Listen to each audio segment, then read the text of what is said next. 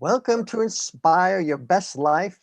I'd like to also welcome our host, Valley Anderson. Hello, Valley.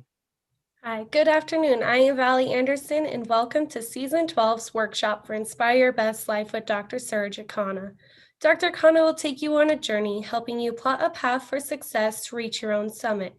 He is also an attorney, a child safety advocate, a servant to the underserved, as well as the champion of returningyouth.com. I would like to introduce my co-host, Priya Saini, who will be sharing more information about this initiative at the end. This week's theme was focused on exercise. Day 1, Dr. Khanna discussed on importance of exercise. Day 2 was about creating habits. Lastly, Day 3 concentrated on how sleep, nutrition, and exercise balance out. Today, we will have an open discussion about the last 3 episodes, and at the end, Dr. Khanna will share his perspective. Welcome, Dr. Khanna.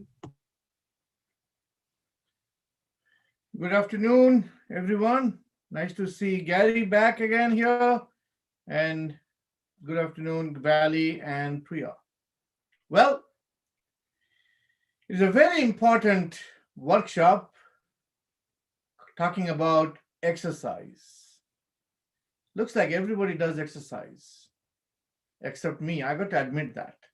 I do exercise once a year. Gary does almost every day. He runs. Priya and Valley, both of you, I'm sure you guys do exercise. Please make this a habit because exercising is very important. But along with exercise, you got to balance between sleep and what you eat as nutrition. Just exercising is not going to help because you got to have a balanced diet and balance with the sleep. Well, today's workshop, what I was thinking of doing it a little different because it's called exercise. Maybe Valley, Priya, and Gary, if you guys, I don't know if you have the ability to stand up and start doing little exercise, each of you, so that we see what happens if you do the exercise. Does it really make any changes? We want your feeling after you do exercise. I don't want you to do a treadmill here, or I don't want you to start running, okay? But do something, just even lifting like this, I know maybe the screen is, but we can always undo this, but here, I can see that, but I'm just going and seeing the background if I do no background. Okay, that's my no background. Okay, so why don't Valley and Priya, why don't you guys stand up and do some simple exercise? Let's see what, how that happens. How do you feel? Simple exercise. Just Valley, unmute yourself. Priya, unmute yourself. And Gary, you also unmute yourself. And I'm climbing a mountain here. All right, Priya, that looks good. Water. Yeah, I know. So, Valley, how about you? I'm just not ready to stand up at the moment, but Well, you don't have to. Okay, let's do this. You don't have to do stand up. You can always do like this. You can do a neck exercise. There are many exercises out there. Okay. You see, Priya is doing, yes. Some stretches. Why don't you guys start talking one by one? What does exercise do to you? I'll have Gary start lead that. Well, I've got a funny story. I'm going to sit down. When I was at Virginia Beach, when I was in college, I got an injury at the shore, at the ocean, on my back. And I noticed that when I ran, it went away. So for my whole life, because I guess it helped with my posture. So that was kind of a thing I had to do for my whole life. So I've always been running and it's always helped me with my posture and also with my back. So that's going way back to my early days in college. Wow. So it did help you then. It So, still does. It still does. so exercise helps. That's good. Yeah, exercise helps me with my posture and my sometimes I get a crick in the neck, something like that. Yes. How about you, Valley? For me, I'm not a runner like Gary, but I do go on a lot of walks, especially with my son. So I just know when we get back, I always feel like, I don't know, a little more energetic and, I'm able to come back, cook dinner, clean, do a whole bunch of extra stuff. It just makes you feel kind of like good inside when you do exercise of any sort. Wow, energetic. Is anybody taking notes to make sure that at the end of the session we'll capture it? So Valley said energetic, and Gary said it helps with your different postures, body thing like muscle relaxation. Let's use the word relaxation. So how about you, Priya? I can actually relate to Gary. I kind of have like some upper neck back posture issues. And I noticed that when I go for a run, all the like soreness in my body, like stiffness kind of goes away. And I also feel like after my run, like after I run, I have a lot more energy and I feel a lot more productive. I also feel like I sleep better, especially when I do strength training because my muscles are sore. I feel like that really helps me sleep better. Yeah. Wow, wow, that's nice to know. And since Priya, you started talking, and how do you think that nutrition helps with this exercise thing? So nutrition is obviously, our fuel for doing anything. Our brain needs glucose to work, function. Our muscles need energy to work. So depending on what kind of activity you're doing, you need more of a certain macronutrient. So for example, if you're like a more of a endurance trainer, runner, long distance running, then eating some kind of carbs beforehand is helpful.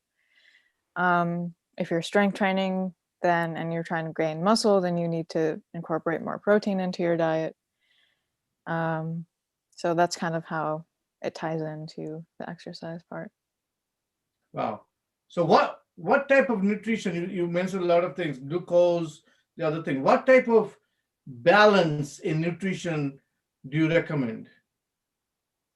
I would say the best way to go is usually try to have a balanced diet.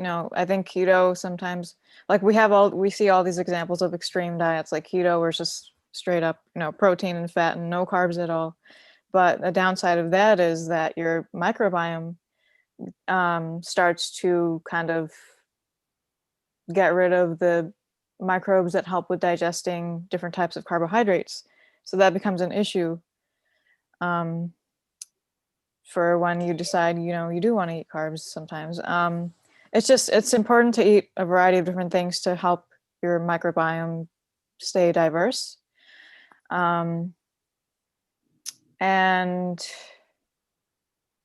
let's see. Oh, okay. So I think reducing the amount of processed carbs in your diet is usually a really good idea. And try not to like eat fast food because that has like the combination of fat and carbs and proteins and with sugars, which is a really bad combination. So I think the best way to go is, eat vegetables, unprocessed grains, some form of protein is very important, and how much you need. Everybody has like a minimum based off of their height and their weight and whether they're male or female. But also depending on whether you want to gain muscle or maintain, then you would need to adjust your protein intake accordingly. Excellent. Gary, what do you think about having proper diet, balancing diet? I know you are very much into it. But why don't you tell in the workshop, how do you see that? Well, I think diet is important. I'd like to show, if you don't mind, I like to make my exercise interesting and to a certain extent, challenging. The more challenging it is, the more interesting it is. So this is what I did last week. And you can see it's a 1,000-foot summit in about a mile. And that was in the ice. So we had to put ice shoes on to go up the hill. But the way I can do it at my age is my wife, God bless her, it's all keto. Thank you, Priya. And I'm on a keto diet. But do you recommend that those type of balancing diet helps your metabolism, help your mind, helps open up things, and you function better? Well, actually, yes. And Priya, I'd like to, maybe you could do some research. I've heard this. You've got more expertise, but the combination of the keto and the intermittent fasting, they say that helps your mind, get your mind, it clears your mind, and helps when you get older not to get Alzheimer's. I had read that, but I'd love to see, Priya, you can do some research on if that's true.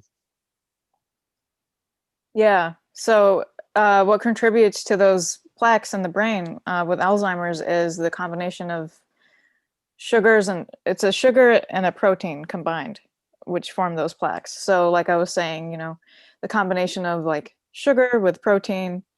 So kind of like what comes to mind is like, I don't know, like a Big Mac at McDonald's, right? Like you have the really processed bun and then the meat that's like very processed. So like that combination is very bad and contributes to the amyloid plaques. And they also say that, sugar with fat is also a really bad combination. So. Wow, I'm glad. I'm impressed. Dr. Khanna. Thank you, Priya. Wow. Well, that's good. That's good. So, Valley, I know you always cook for your toddler, and what do you think about what both Gary and Priya just said about McDonald's food? Again, guys, I'm not trying to demote or promote any fast food restaurants here, but at the same token, what I would like to say is that balancing between glucose and fat, or fat versus this and that, how do you do that, Valley? Well, in the summer, I'll do more of my grocery shopping, like at the farmer's market, getting my produce there. I rarely give my son sugars, so I don't keep it in the house for myself so that I'm not tempted either. Yeah, I just feel like proper diet is essential to any day. Like, so for instance, yesterday I wanted to take my son for a walk, but I hadn't eaten all day, and then I just did not have the energy at 4 p.m. to go do it, so it didn't get done. So diet it's really important. Otherwise, you just feel awful. Well, I don't know, Gary, that my weakness is cheesecake. So how can I go without cheesecake and still have a good brain and still function? Well, I think I'm gonna let Priya answer that. Yeah, so I think, we can treat ourselves every once in a while with some cheesecake or things that we enjoy eating that may not be the best for us. It's just that we need to find balance, as we're saying. So, in our everyday diets, we just have to make them as healthy as possible. And then you can kind of make it like an incentive, oh, I'm going to treat like if I get all this done on Friday, I can treat myself to this. Kind of make it as a reward. It'll be fun and engaging. And isn't it true, Priya, that as you get away from those foods, as your body cleanses itself, your desire for those type of foods goes way down? Yeah, I can definitely relate to that. Like when I became, I was pretty much vegetarian my whole life, and then I became vegan. And I started eating like way less carbs. Like my body kind of got used to not eating those carbs, and I don't really crave them that much anymore. Like I feel like I have a better control over myself in a way. Yeah, I can definitely relate to that. Your body gets used to not having those foods, and you'll feel a lot better when you cleanse yourself of eating that. So You know what? Like yesterday, we went through the news. A lady in Japan, 118 years old. Oh my God. Okay, so how is it possible that she is still functioning, even though she's in a wheelchair? But doesn't mean that she is completely bedridden or wheelchair. She can walk, but because of her age, wheelchair little facilitates, and she's planning to walk with the Olympics torch. The last segment to the stadium where the Olympic is going to happen. Get off the wheelchair and start holding the torch and go. 118-year-old lady. Okay, how is that possible? Is that without sugar or is that with sugar? Or I don't think Priya or Gary or Valley, you guys are telling that get off sugar. All you're trying to say is balance it out. Proper balancing is important. Like I like the way Priya said, well, you do all these achievements once a week on Friday, appreciate yourself by treating yourself with a piece of cheesecake. Don't eat the whole big pie, okay? But eat a small, tiny piece, which will just because.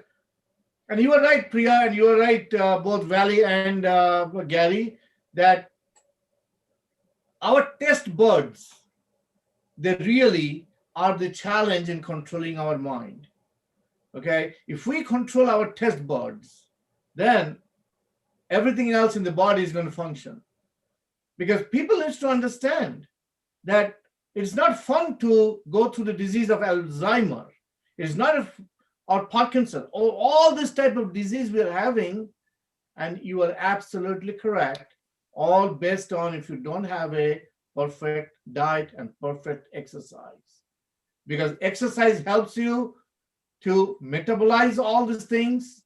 But what are you going to metabolize? What are you going to do if you don't have a balanced diet? If you eat sugar every day, starting from the morning when you wake up, breakfast, cheesecake, and big donuts, and lunch, another cheesecake, donuts, or maybe some other pumpkin pie. I love pumpkin pie, or all these different things. And then the dinner you have, all the fat, of pizza, ice cream, oh wow, all this. We are actually what we are doing. We are fueling our taste bud, but at the same token, we are not doing justice to our body. And if we don't do justice to our body, our mind is going to fail. If our mind fails, we become vegetables. So exercise is very important. I think in this workshop, all three of you tried to say here to the audience and to the people, those who are listening and will be listening, that exercise is very, very important in life.